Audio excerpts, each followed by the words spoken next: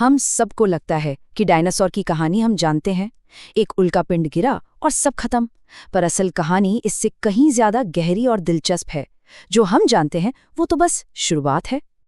हम सब ने यही कहानी सुनी है ना, कि एक बहुत बड़ा उल्कापिंड आसमान से गिरा और बूम, डायनासोर गायब।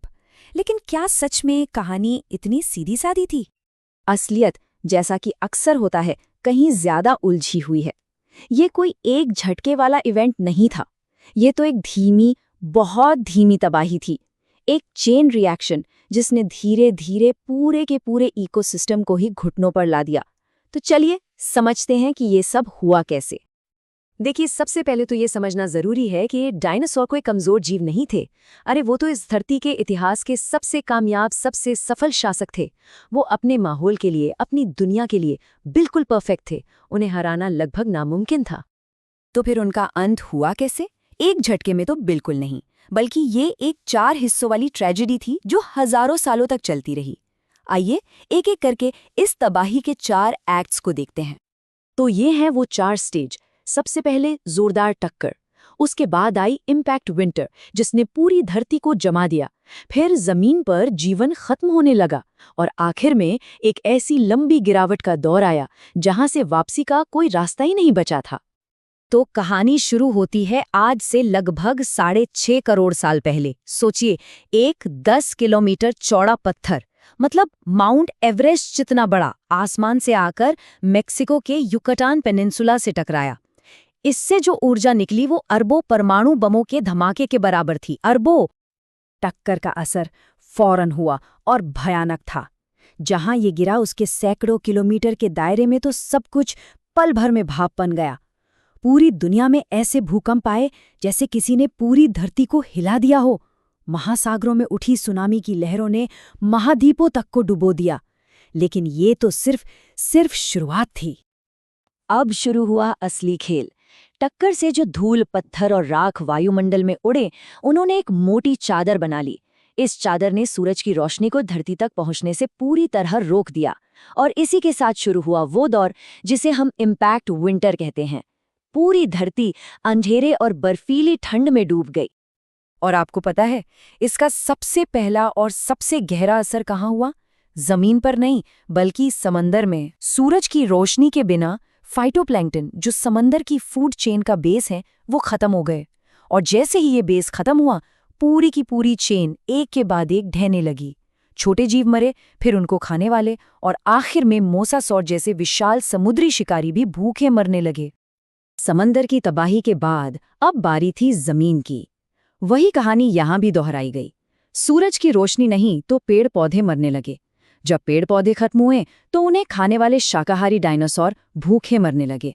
और जब शाकाहारी ही नहीं बचे तो भला मांसाहारी कैसे बचते? तो ये सिर्फ एक उल्कापिंड की मार नहीं थी। किस्मत देखिए, ठीक उसी दौर में आज के भारत में डेक्कन ट्रैप्स में भयानक ज्वालामुखी विस्फोट हो रहे थे। मतलब एक तरफ उल्कापिंड का असर और दूसरी तरफ ज्वालामुखियों का जहर। इन दोनों ने मिलकर धरती को एक ऐसा नर्क बना दिया था जहां से उभरना नामुमकिन था। डायनासोर के लिए खेल खत्म हो चुका था। तो अब सवाल ये उठता है कि अगर डायनासोर जैसे ताकतवर, विशाल जीव इस तबाही में नहीं बच पाए, तो फिर बचा कौन? और जो बचे, उनमें ऐसा क्या खास था जो इन शासकों में नहीं था? ये स्लाइड मेरे हिसाब से इस पूरी कहानी का सबसे दिलचस्प हिस्सा है। ये दिखाती है कि कैसे डायनासोर की सबसे बड़ी ताकत ही उनकी सबसे बड़ी कमजोरी बन गई।